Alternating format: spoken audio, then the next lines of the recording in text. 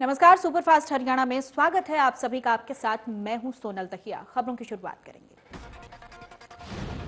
कृषि कानूनों को लेकर किसानों का प्रदर्शन जारी है। इस बीच बीजेपी ने विपक्ष पर जमकर निशाना साधा। केंद्रीय मंत्री रविशंकर प्रसाद ने कहा, किसान आंदोलन में गैर विपक्षी दल भी कूद गए हैं, लगातार चुनाव हार रहे हैं, इसलिए सरकार के विरोध में खड़े हो जाते हैं।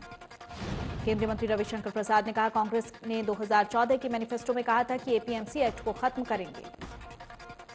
केंद्रीय मंत्री रविशंकर प्रसाद ने कहा, राहुल गांधी ने 2013 में कांग्रेस शासित राज्यों के मुख्यमंत्रियों की बैठक बुलाई थी, जिसमें कहा गया था कि किसान मंडियों को फ्री कर देना चाहिए। पूर्व कृषि मंत्री शरद पवार ने एपीएमसी एक्ट को बदलने को लेकर भी मुख्यमंत्रियों को चिट्ठी लिखी थी।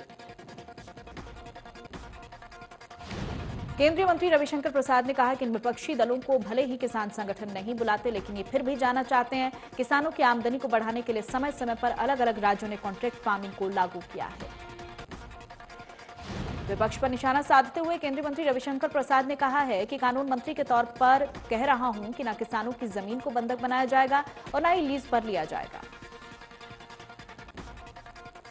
राहुल गांधी ने कानूनों को अडानी अंबानी का नाम दिया। कहा कि अडानी अंबानी कानून रद्द करने होंगे, कानून रद्द के अलावा कुछ मंजूर नहीं। दिल्ली की सीमाओं पर किसानों का विरोध प्रदर्शन लगातार जारी है। किसानों का हालचाल जानने के लिए दिल्ली के सीएम अरविंद केजरीवाल सिंधु बॉर्डर पहुंचे। अरविंद केजरीवाल ने किसानों के मंगलवार को होने वाले भारत बंद के समर्थन का ऐलान किया है। दिल्ली सीएम अरविंद केजरीवाल ने कहा है कि हम किसानों की हर मांग का समर्थन करते हैं। किसानों का मुद्दा और संघर्ष जायज है। दिल्ली सरकार और उनकी पार्टी किसानों के संघर्ष में साथ है। केजरीवाल ने कहा कि जब किसान बॉर्डर पर आए थे तो केंद्र और दिल्ली पुलिस ने दिल्ली के 9 स्टेडियम जेल बनाने के लिए परमिशन मांगी थी। हमारे ऊपर दबाव भी बनाया गया, लेकिन हमने कोई परमिशन नहीं दी। केजरीवाल ने कहा कि हमारी सरकार लगातार सेवादार की तरह किसानों की सेवा करने में लगी है और मैं सेवादार के तौर पर आया हूं। उन्होंने कहा कि किसान मेहनत करके अन्न उगाता है, ऐसे में हमारा फर्ज है कि हम किसानों की सेवा करें। किसान आंदोलन पर यूपी के सीएम योगी आदित्यनाथ ने कहा कि केंद्र ने किसानों के लिए कई क्रांतिकारी कदम उठाए हैं, विपक्ष सिर्फ किसानों में भ्रम फैला रहा है। योगी आदित्यनाथ ने कहा कि भारत बंद के बहाने अराजकता फैलाने की कोशिश की जा रही। उन्होंने कहा कि कांग्रेस ने घोषणा पत्र में संशोधन की बात कही थी। किसान आंदोलन पर यूपी के सीएम योगी आदित्यनाथ ने कहा कि नए कानूनों का आप सरकार ने जारी किया नोटिफिकेशन, अब कर रहे हैं भारत बंद का समर्थन। सपा की किसान यात्रा शुरू होने से पहले कुछ नेताओं को हिरासत में लिया गया है, तो लखनऊ में कुछ इलाकों को सील कर दिया गया है। अखिलेश यादव को किसान यात्रा का आगाज करने के लिए कन्नौज जाना था, लेकिन पुलिस ने उन्हें घर से ही बाहर नहीं निकलने दिया। इस दौरान सपा कार्यकर्ताओं ने लखनऊ में कई जगह प्रदर्शन कर बैरिकेडिंग को भी तोड़ दिया। कृषि कानूनों के खिलाफ आंदोलन कर रहे किसानों के समर्थन में कई पूर्व और मौजूदा खिलाड़ी कृषि संगठनों के विरोध में अपना अवार्ड वापस करने राष्ट्रपति भवन की ओर निकले, लेकिन दिल्ली पुलिस ने रास्ते में ही रोक दिया। किसानों के आंदोलन के समर्थन में पंजाब और अन्य राज्यों के करीब 30 मौजूदा और पूर्व खिलाड़ियों ने अपना सम्मान लौटाने की बात कही। पहलवान करतार सिंह के मुताबिक अभी 30 खिलाड़ी मार्च पर राष्ट्रपति को अपना सम्मान लौटाने जा रहे हैं। आपको बता दें कि कृषि कानून के विरोध में कुछ दिनों पहले ही इस तरह अवार्ड वापसी की शुरुआत हुई थी। सबसे पहले पंजाब के पूर्व मुख्यमंत्री प्रकाश सिंह बादल ने अपना पद्म विभूषण सम्मान लौटाया। उसके बाद कुछ लेखकों की ओर से साहित्य अकादमी अवार्ड लौटाया गया। राज्यसभा सांसद दीपेंद्र हुड्डा महम में एक शादी समारोह में पहुंचे, जहां उन्होंने किसान आंदोलन को लेकर कहा कि कोरोना की आड़ में 3 काले कानून सरकार लेकर आई है। इसके साथ ही दीपेंद्र हुड्डा ने किसानों की मांग को जायज बताया। कहा कि किसानों के शांतिपूर्ण आंदोलन को कुचलने की कोशिश की गई है। किसानों के साथ होने की बात कहते हुए उन्होंने कृषि कानूनों को वापस लेने की बात कही। किसान संगठनों की ओर से 8 तारीख को भारत बंद के लिए लोगों से अपील की जा रही है कि 8 तारीख को सुबह से दोपहर 3 बजे तक दुकानें बाजार बंद करने के लिए कहा जा रहा है।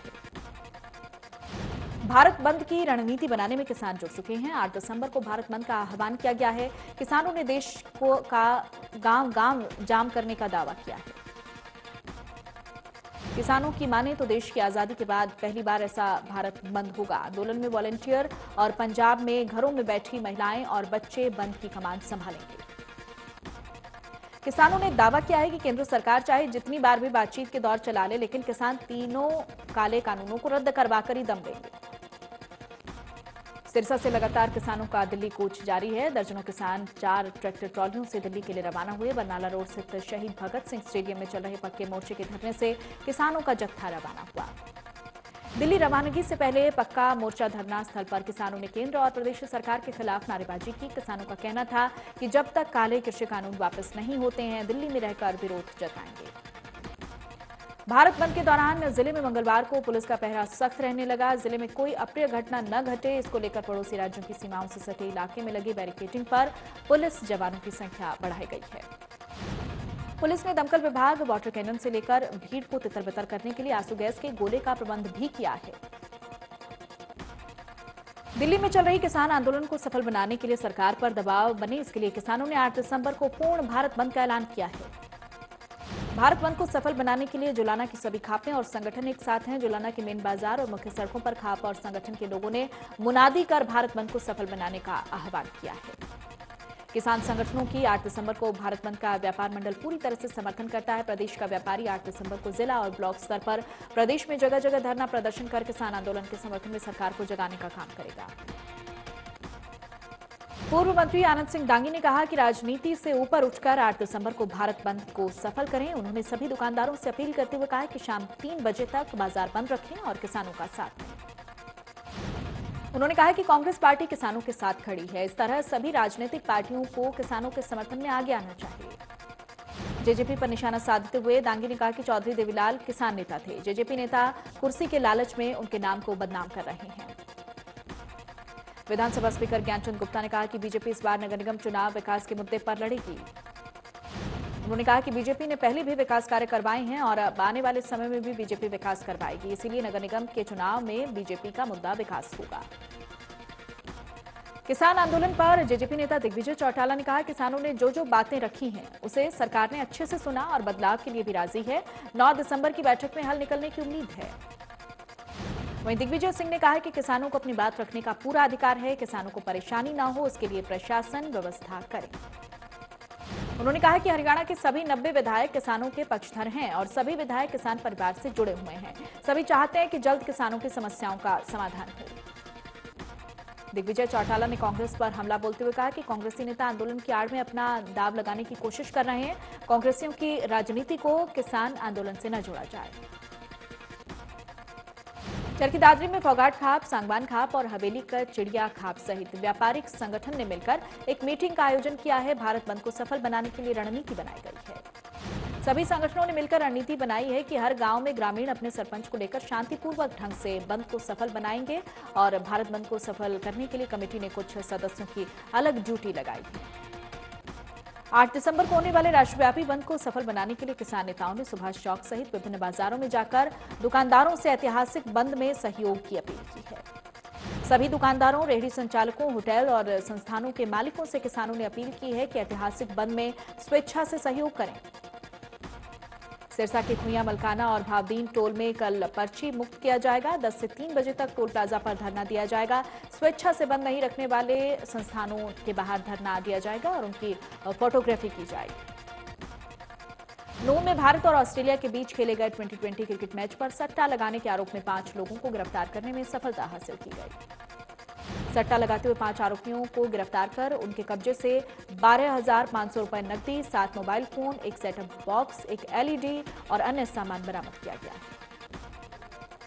8 दिसंबर को किसानों के भारत बंद के ऐलान के चलते हरियाणा सरकार पूरी तरह से सतर्क हो गई है। भारत बंद के दौरान आवश्यक चीजों की सप्लाई को सुचारू रखने को लेकर मीटिंग भी की गई है। फतेहाबाद के लघु सचिवालय में मीटिंग का आयोजन किया गया। एडीसी, एसपी और अन्य प्रशासनिक अधिकारी शामिल हुए। डीएसपी दलजीत बेनीवाल ने बताया कि भारत बंद को लेकर प्रशासन पूरी तरह से सक्षम है। आवश्यक वस्तुओं की सप्लाई पूरी तरह से बहाल रखी जाएगी। किसानों द्वारा भारत बंद के ऐलान पर पेट्रोल पंप एसोसिएशन ने पंप बंद करने का ऐलान किया है। पंप एसोसिएशन के प्रधान शमशेर सिंह गोगी ने कहा है कि कल 8 दिसंबर को करनाल सहित हरियाणा भर के पंप बंद रहेंगे। डीएसपी ने कहा है कि उन्हें आम लोगों का सहयोग मिल रहा है। फतेहाबाद का प्रशासन पूरी तरह से सक्षम है। भारत बंद के दौरान कानून व्यवस्था बनाकर रखी जाएगी। कुरुक्षेत्र के ऐतिहासिक गुरुद्वारा छठी पातशाही के सुखमणी साहिब का पाठ और कीर्तन करके अरदास की जा रही है ताकि किसानों का आंदोलन सफल रहे। मेवात में विजिलेंस द्वारा पकड़े गए ताबू के एएसआई महेंद्र सिंह का कोरोना की जांच करवाकर एक दिन के रिमांड पर लिया गया है। रिश्वत के आरोप में एएसआई महेंद्र सिंह को हिरासत में लिया गया है। गुरुग्राम विजिलेंस के सब इंस्पेक्टर रामानंद रावत ने बताया, भ्रष्टाचार पर पूरी तरह से रोक लगाई जा रही। रिश्वतखोर आरोपी पुलिसकर्मी को उसके घर से 20,000 रुपए की रिश्वत के साथ दबोचा गया था। आरोपी ने तावड़ू में रिश्वत लेने के बाद गाड़ी में बैठकर घर के लिए रवाना हुए, जिसके बाद विजिलेंस ने आरोपी का पीछा कर उसके घर से धर दबोचा। शिकायतकर्ता मोहम्मद अरशद ने लेनदेन के संबंध में एक शिकायत सीएम विंडो पर दी है। आरोपी महेंद्र सिंह ने उसे थाने में बुलाया, डराया और मदद करने की एवज में 50,000 रुपए की मांग की। कैबिनेट मंत्री मूलचंद शर्मा ने बल्लभगढ़ रेस्ट हाउस में विकास कार्यों की जानकारी लेते हुए अधिकारियों के साथ मीटिंग की है और बल्लभगढ़ में निर्माणाधीन लघु सचिवालय बिल्डिंग का दौरा कर जानकारी हासिल की है। उन्होंने कहा कि कोविड के चलते लघु सचिवालय के निर्माण का कार्य लगभग 1 साल लेट हो गया है। तेज गति से काम को करवाया जाएगा। इस लघु सचिवालय में बल्लभगढ़ के तमाम विभागों के अधिकारी एक ही छत के नीचे जनता को अपनी सेवाएं दे सकेंगे। इसके बाद उन्होंने पीडब्ल्यूडी और परिवहन विभाग के अधिकारियों के साथ भी बैठक की है। मुख्य रूप से अतिरिक्त उपायुक्त सतवीर मान समेत तमाम अधिकारी मौजूद रहे।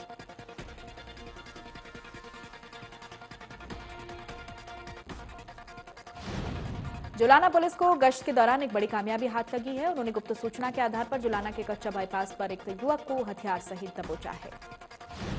पुलिस को मुखबिर की कच्चा बाईपास के पास एक युवक हथियार लेकर घूम रहा है, ये जानकारी मिली थी। पुलिस ने मौके पर जाकर दबिश दी तो उसके कब्जे से 32 बोर अवैध पिस्तौल और 5 जिंदा कारतूस बरामद किए गए। पानीपत के गांव सिवाह के पास दिल्ली पालर नहर में बड़ा हादसा हुआ है। नहरी विभाग की लापरवाही के चलते गाड़ी नहर में गिर गई। कैथल के गांव के रहने वाले यादवेंद्र सिंह अपनी गाड़ी में 2 और अन्य साथियों को लेकर दिल्ली में बैठे किसानों के धरने में शामिल होने के लिए खाद्य पदार्थ लेकर निकले थे। अचानक सामने से आ रहे ट्रक की लाइट उनकी आंखों से टकराई, गाड़ी का बैलेंस बिगड़ा और जिसकी वजह से गाड़ी सीधे नहर में गिर गई। यादवेंद्र अपने दूसरे साथी के साथ बाहर निकला, लेकिन तीसरा साथी बाहर नहीं निकल पाया, जिसकी सूचना पुलिस को दे दी गई है।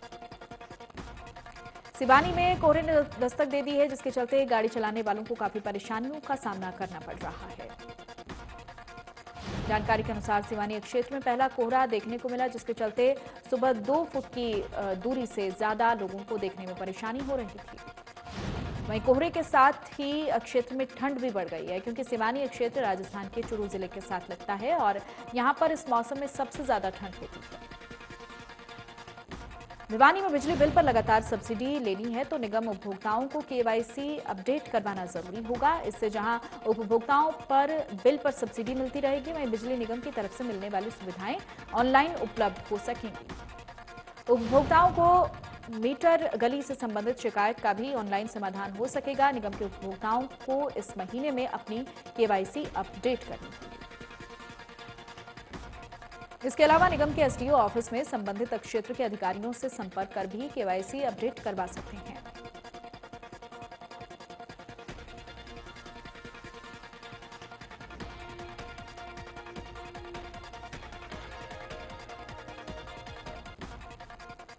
भारतीय ऑलराउंडर रविंद्र जडेजा पहले टी20 मैच के दौरान सिर में लगी चोट और हैमस्ट्रिंग चोट के कारण ऑस्ट्रेलिया के खिलाफ पहले टेस्ट से बाहर रह सकते हैं।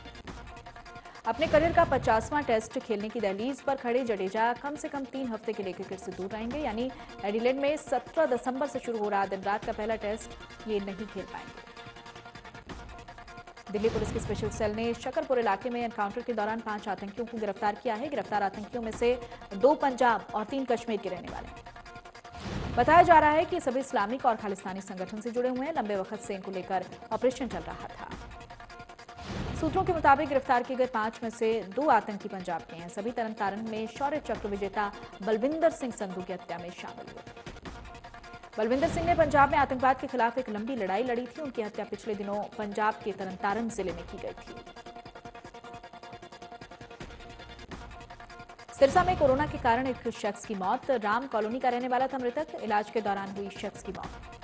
सिरसा में कोरोना के कारण मरने वालों की संख्या 110 हो गई है। पिछले 24 घंटे में 25 नए कोरोना के मरीज सामने आए हैं। 24 घंटे में 36,011 नए केस देश भर में मिल चुके हैं। 391 मरीजों की मौत हो चुकी है। दिल्ली पर कोरोना का शिकंजा। 24 घंटे में सामने आए 2,706 नए केस, 77 लोगों की हुई मौत, 26,000 से ज्यादा केस एक्टिव। महाराष्ट्र में कोरोना से एक दिन में हुई 4,757 नए मामले, कुल मौत का आंकड़ा हुआ 47,734 के पार। तमिलनाडु में कोरोना से हाहाकार, एक दिन में आए 1,366 नए केस, 10,000 से ज्यादा केस एक्टिव। उत्तर प्रदेश में कोरोना से मरने वालों की संख्या 7,924 हो गई है। राज्य में इस वक्त कोविड-19 से उबरने का प्रतिशत 94.58 है। राजस्थान में कोरोना के 23,000 से ज्यादा केस एक्टिव, एक दिन में 2,076 नए केस आए सामने, मरीजों का आंकड़ा हुआ 2,78,000 के पार। आंध्र प्रदेश में एक दिन में आए कोरोना के 630 नए केस, मरीजों का आंकड़ा हुआ 8,71,000 के पार। पूरी दुनिया में कोरोना के आंकड़े हुए 6 करोड़ 68 लाख के पार, 15,34,000 से ज्यादा मरीजों ने गंवाई जान। अमेरिका में कोरोना ने जमकर मचाई तबाही, कुल मरीजों की संख्या हुई 1 करोड़ 49 लाख के पार, अब तक 87,87,000 से ज्यादा मरीज ठीक हुए हैं। कोरोना के मामले में पूरी दुनिया में तीसरे नंबर पर ब्राजील, 1,76,000 से ज्यादा मरीजों ने कोरोना के चलते गंवाई जान। पीएम मोदी ने आगरा मेट्रो रेल परियोजना के निर्माण काम का वर्चुअल माध्यम से उद्घाटन किया। 2 कॉरिडोर वाले इस प्रोजेक्ट के जरिए सैलानियों को मदद मिलेगी। इस परियोजना के जरिए टूरिस्ट स्पॉट जैसे कि ताजमहल, आगरा फोर्ट, सिकंदरा को रेलवे स्टेशन पर बस स्टैंड से जोड़ा जाएगा। आगरा के 15 बटालियन पीएसी परेड मैदान में उद्घाटन कार्यक्रम किया गया है। इस दौरान पीएम मोदी ने कहा कि आगरा के पास पुरातन पहचान हमेशा रही है, अब इसमें आधुनिकता का नया आयाम जुड़ रहा है। आगरा मेट्रो रेल परियोजना के निर्माण के शुभारंभ के मौके पर पीएम नरेंद्र मोदी ने कहा है कि आधुनिक सुविधाएं और आधुनिक कनेक्टिविटी मिलने से पश्चिमी यूपी का सामर्थ्य और बढ़ रहा है। पीएम ने कहा है कि देश का पहला rapid rail transport system Meerut से दिल्ली के बीच बन रहा है। दिल्ली मेरठ के बीच 14 लेन का एक्सप्रेसवे भी जल्द इस क्षेत्र के लोगों को सेवा देने लगेगा।